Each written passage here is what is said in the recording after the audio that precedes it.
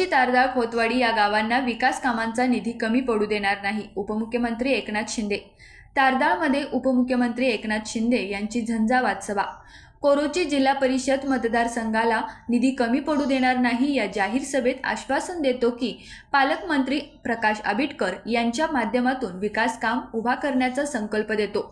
माता सुरक्षित तर परिवार सुरक्षित या उदात्त हेतूने आम्ही चालू केलेली लाडकी बहीण योजना तळागाळात पोहोचली आहे. विरोधक आमच्यावर ही योजना बंद पाडणार अशी टीका करत आहेत, पण जोपर्यंत देवेंद्र फडणवीस आणि मी आहे तोपर्यंत ही योजना बंद पडू देणार नाही असा विश्वास मी देतो.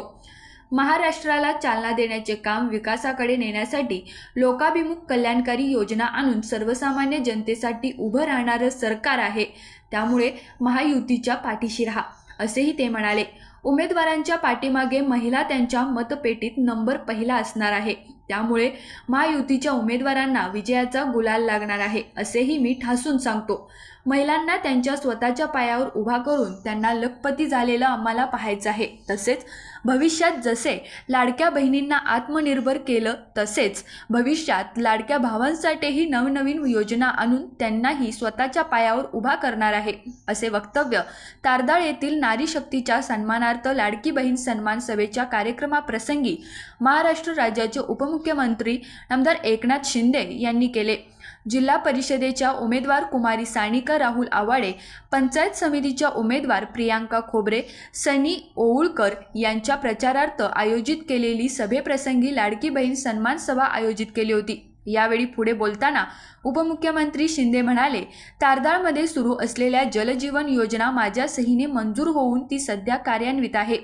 कोल्हापूर जिल्हा हा ऐतिहासिक जिल्हा असून या जिल्ह्यातील युवकांसाठी अनेक नवनवीन उद्योग उभारून रोजगार उपलब्ध करून देण्यासाठी हे सरकार कटिबद्ध आहे. यावेळी माजी आमदार सुरेश हाळवणकर म्हणाले, भाजपाचे सरकार हे सामान्य लोकांसाठी काम करणारे सरकार आहे. त्यामुळे महायुतीचे सर्व उमेदवारांना निवडून देऊन कोरोची जिल्हा पंचायत मतदारसंघाचा विकास करून घ्यावा.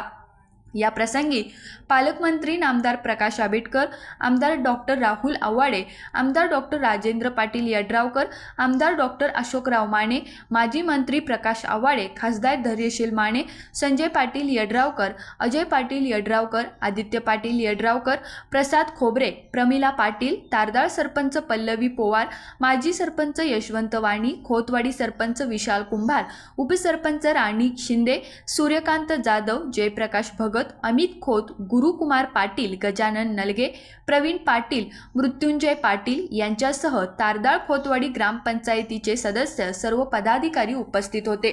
सभेचे प्रास्ताविक खोतवाडी सरपंच विशाल कुंभार, यशवंत वाणी, कोरोची सरपंच संतोष भोरे यांनी केले. यानंतर उमेदवार कुमारी सानिका आवाडे, प्रियांका खोबरे, सनी ओवळकर यांनी आपल्या मनोगतातून मतदारांना कमळाला मतदान करण्याचे आवाहन केले. सभेचे निवेदन ग्रामपंचायत सदस्य सूर्यकांत जाधव यांनी केले. आभार सचिन पवार यांनी मानले. चॅनेलला सबस्क्राइब करा आणि परिसरातील ताज्या घडामोडी सर्वात आधी बघण्यासाठी बेल आयकॉनला क्लिक